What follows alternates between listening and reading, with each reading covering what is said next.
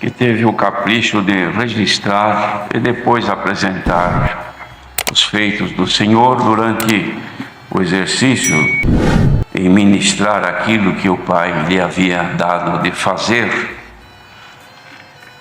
E registrou então um fato que ocorreu aqui, irmãos, interessante, que por isso o Senhor pode tirar para nós algum conselho, alguma ilustração da nossa forma de ser, de viver e de servir ao Senhor.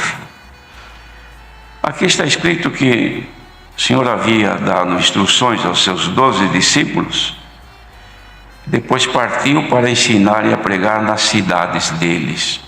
Isto quer dizer, tinha havido um culto, uma apresentação dos conselhos e das virtudes de Deus através da pregação do Filho de Deus, instruindo os seus discípulos.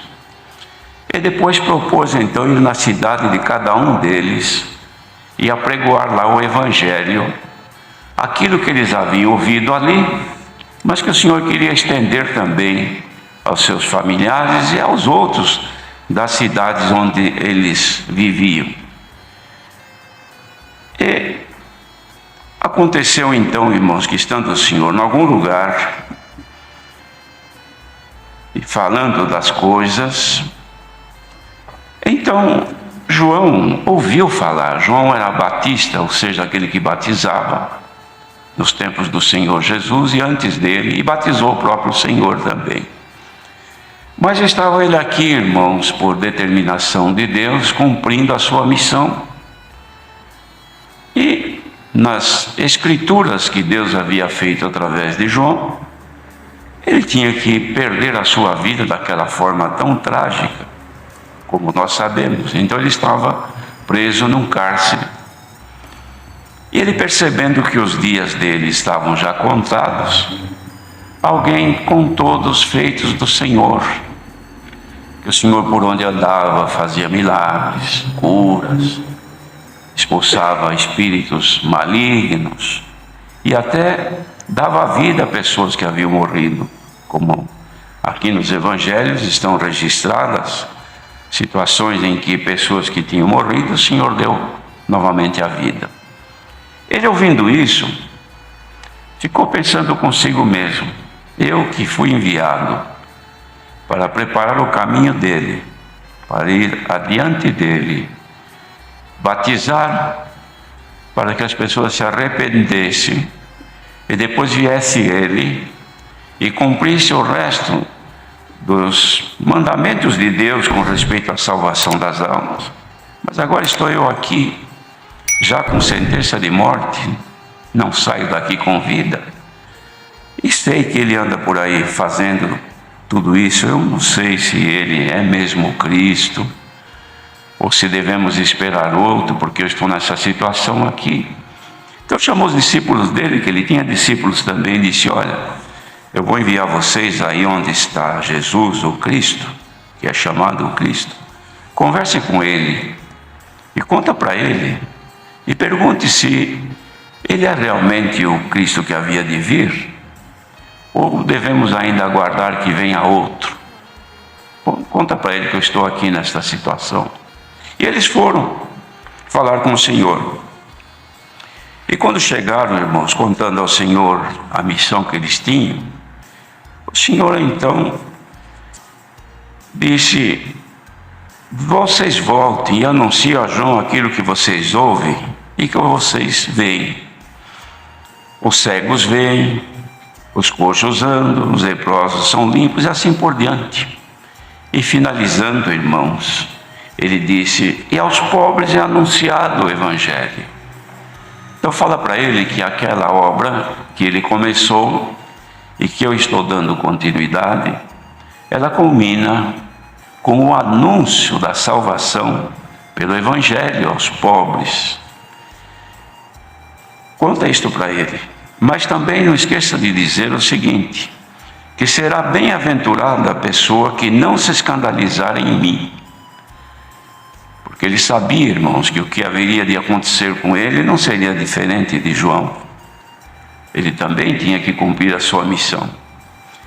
mas seriam bem-aventurados quem não viesse a se escandalizar quando vissem aquilo que haveria de acontecer com o Senhor. Isto porque a bem-aventurança, irmãos, não estava somente na operação de milagres, de curas, de expulsar espíritos malignos e até de dar vida para morto. Não era essa a missão principal do Senhor.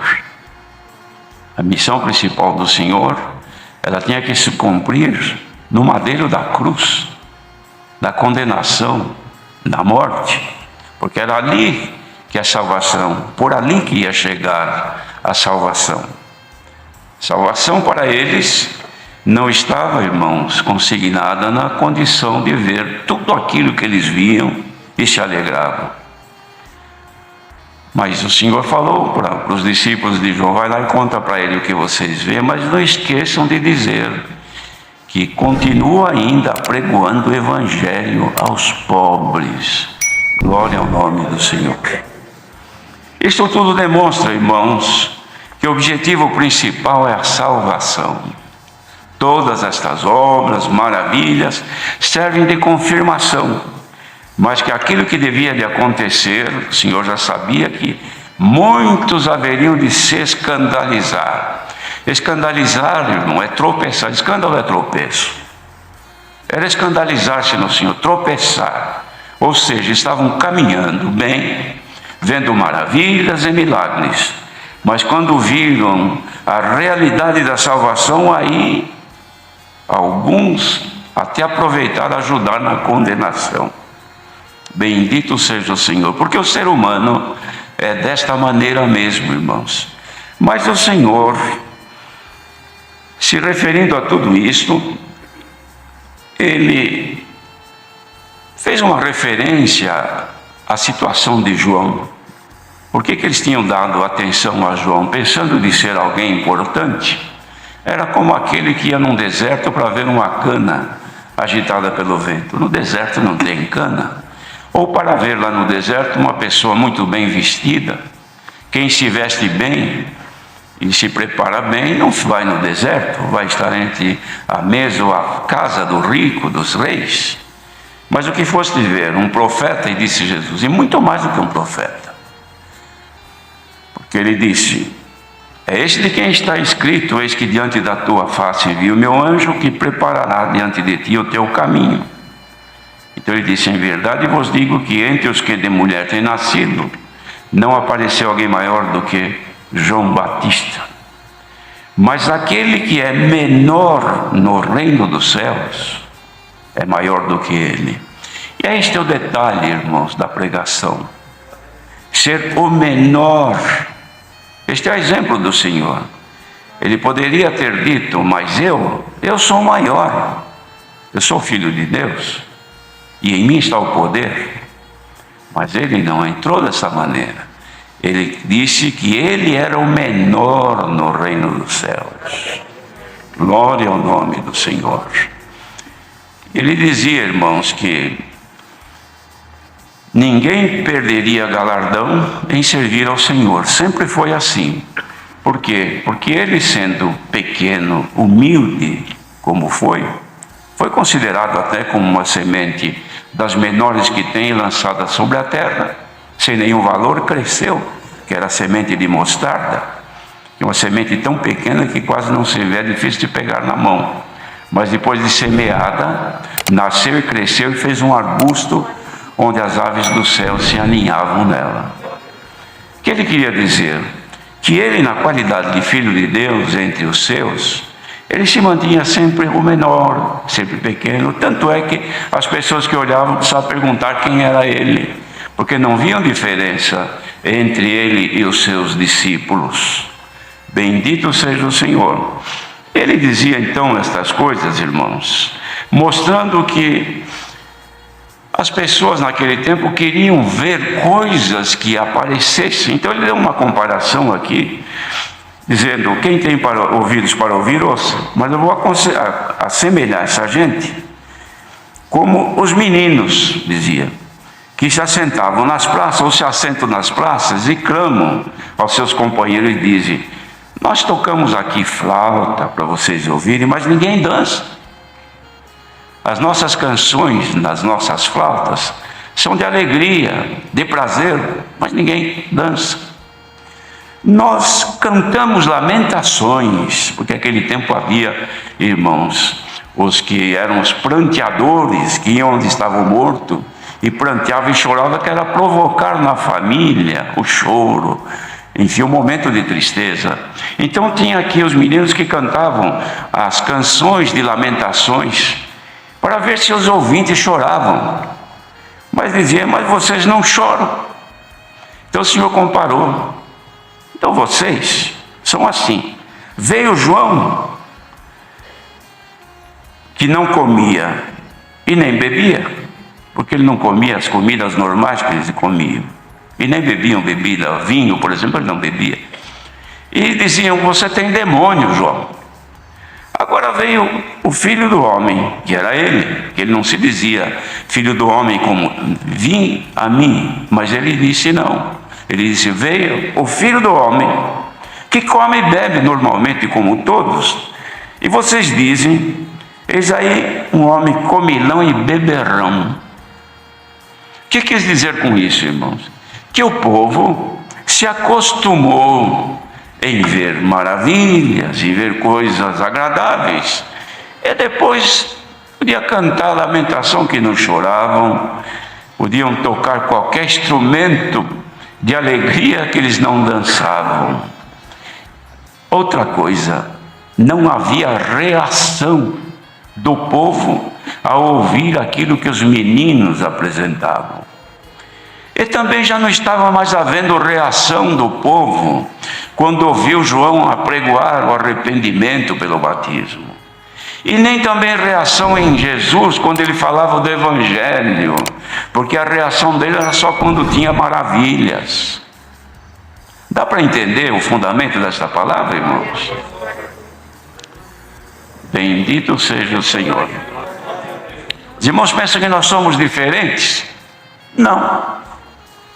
Nós, lamentavelmente, se nós não virmos movimento, se nós não percebermos que há uma agitação, a gente parece que não satisfaz o nosso interior. Mas não é bem assim, não satisfaz os nossos ouvidos. Mas o nosso homem interior não se alimenta, irmãos, das aparências, se alimentam das virtudes que vêm de Deus. Bendito seja o Senhor. Enquanto houver virtude de Deus, que se manifesta pela dedicação do povo e pela revelação da palavra, então, irmãos, vai ser comparado como quando os meninos tocavam e as pessoas dançavam e se alegravam. Quando eles cantavam lamentação e todo mundo chorava. Mas vai chegar o tempo, irmãos, que as pregações das palavras não vão mais satisfazer os ouvintes, porque vão chegar num estágio que não precisa mais, que tudo que prega já sabe, doutrina já conhece, salvação já sei que existe, perdão também sei. Bendito seja o Senhor. E quem reclamou foi o Senhor. Então olha só o que o Senhor fez aqui, olha. Então começou ele a lançar em rosto as cidades, onde se operou maior número, parte dos seus prodígios e milagres, e eles não se arrependiam, dizendo, ai de ti, Corazim, e ai de ti, Betsaida, duas cidades. Porque se em Tiro e Sidom fossem feitos os prodígios que em vós se fizeram, há muito que se teriam arrependido com saco e com cinza. Porque lá eu fiz tantos prodígios, tantas maravilhas, Corazim e Betsaida, e vocês não se arrependeram. Vendo tudo, não se arrependeram. Ouviram a pregação de João? João tinha demônio. Ouve a minha palavra? Eu sou amigo, sou comilão e beberrão, amigo dos pecadores. O que é que vocês quererão ouvir? Bendito seja Deus. Bem-aventurados são aqueles que quando vão à casa do Senhor, dizem, Senhor, eu quero ouvir a tua palavra. que a palavra de Deus está acima do seu nome. Ela é importantíssima para nós, porque é a fala de Deus. Quando os ouvintes perderem a fé e não crerem mais que a pregação revelada pelo Espírito Santo é a palavra de Deus, então acabou a graça, foi extinto o Espírito. Mas graças a Deus que não houve ainda a extinção do Espírito na maioria. Por isso que estamos aqui. Os irmãos pensam que a vossa vinda aqui, como já foi dito antes, viemos aqui por vir, porque não tínhamos outro lugar de ir. Muitos outros lugares teríamos para ir, mas houve dentro de nós alguma coisa que nos impulsionou para virmos aqui. Por quê? Porque ainda há dentro de nós uma viva esperança, que ela não se alimenta por conversa, por coisas desta vida, ela se alimenta por aquilo que vem dos céus. E se a vossa fé foi suficiente para crer que viriam para ouvir a palavra de Deus pelo Espírito Santo, saiba que quem está pregando está lutando para ser um instrumento na mão de Deus. Porque pregar, irmãos, é fácil. Qualquer um pode pregar, mas pregar com a responsabilidade de que nossa boca fale o que a boca de Deus quer falar é perigoso, é grande a responsabilidade, dá medo de pregar. Bendito seja o Senhor. Há quem gosta de pregar. Então, prega sempre. Mas pregar pelo Espírito Santo, irmãos, é difícil. Sabe por quê?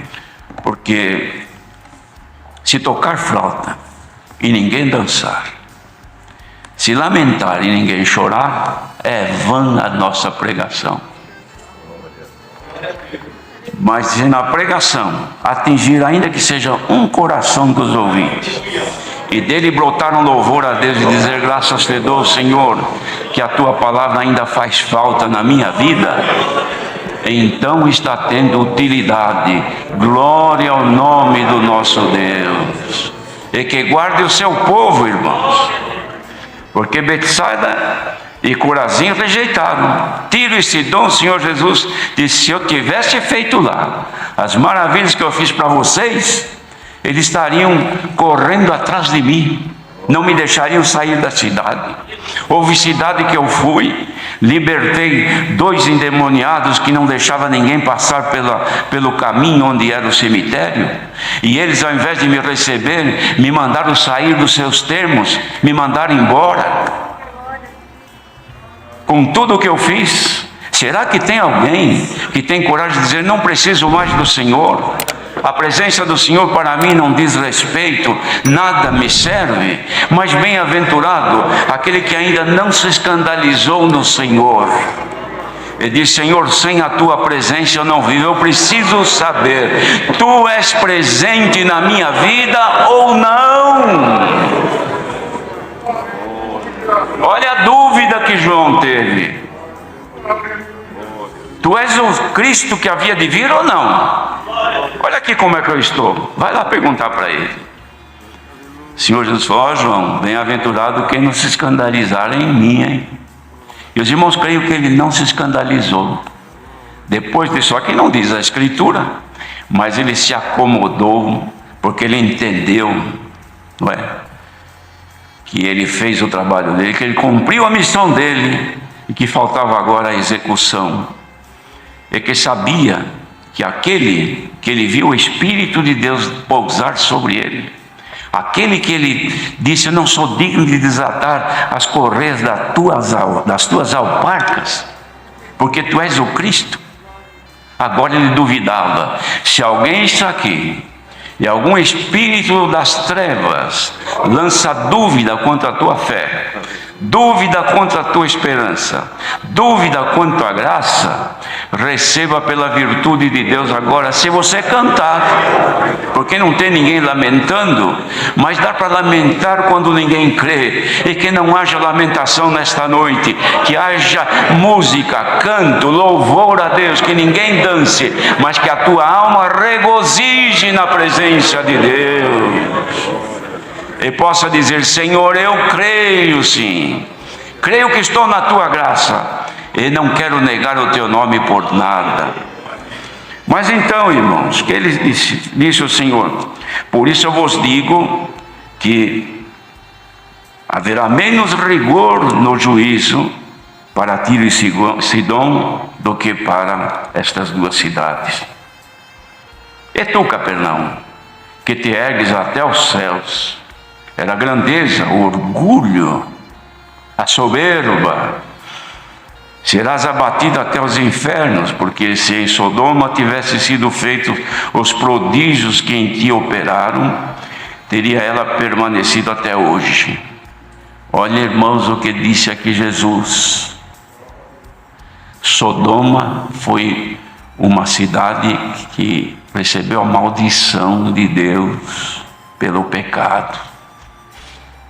Mas o que disse Jesus? Se eu tivesse ido lá e feito milagres que eu faço aqui com vocês, eles teriam se arrependido.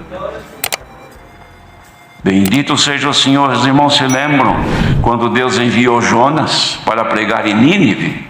Ele não queria ir, porque ele queria fazer valer a sua palavra, a sua prepotência, e sabia que Deus era misericordioso. Ele ia pregar lá em Nínive, o povo ia se arrepender, e a palavra dele ia cair por terra, porque ele queria falar e acontecer, porque ele era profeta, mas não tinha misericórdia. Só que ele ia representar um Deus misericordioso. Então tudo o que aconteceu com Jonas foi para ele chegar lá em Nínive, e quando ele apregou a destruição iminente, o que aconteceu? Correram e se vestiram de saco e cinza, que era uma maneira da maior humilhação. Até os animais puseram saco e jogaram cinza sobre eles. O que fez Deus? Se arrependeu do mal que ia trazer a eles e não deixou que acontecesse. Por quê? Porque a misericórdia de Deus chegou pelo arrependimento. E o Senhor Jesus disse: se eu tivesse ido lá em Sodoma, antes de acontecer tudo aquilo, e feito maravilhas com eles, tenho certeza que eles teriam se arrependido. Então os irmãos perceberam que misericórdia do Senhor Jesus e poder para a salvação não tem limites. Os irmãos acham que se o Senhor Jesus não tivesse vindo a esta terra estaria como está hoje? A ira de Deus não teria ainda sido manifesta?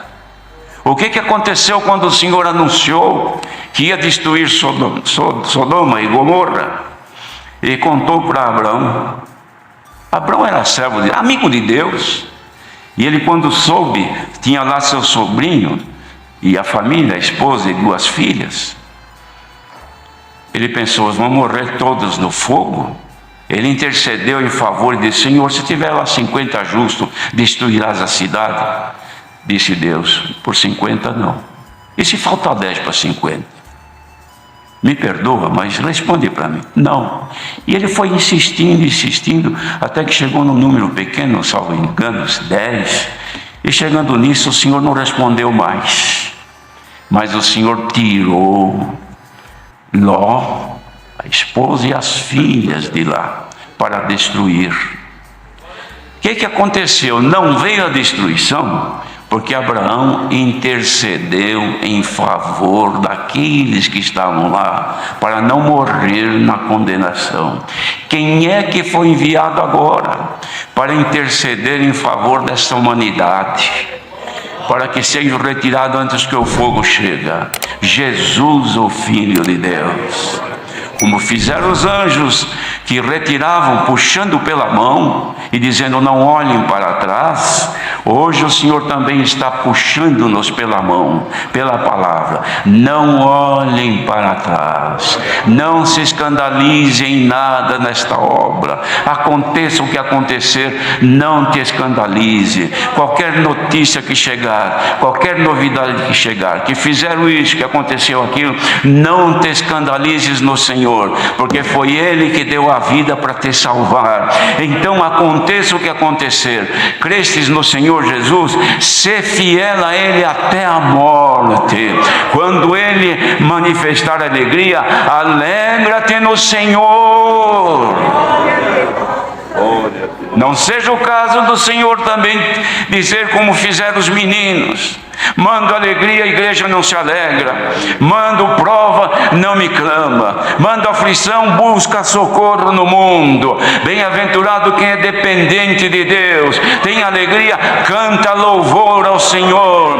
Tem tristeza, dobra os joelhos e agrade ao Senhor com a tua voz. Como é que está agora a tua condição? A alegria ou a tristeza? Se a alegria, louve o teu Deus, porque Ele espera o nosso louvor, irmão. Santo é o Senhor. O salmista dizia: louvai ao Senhor, cantai ao Senhor.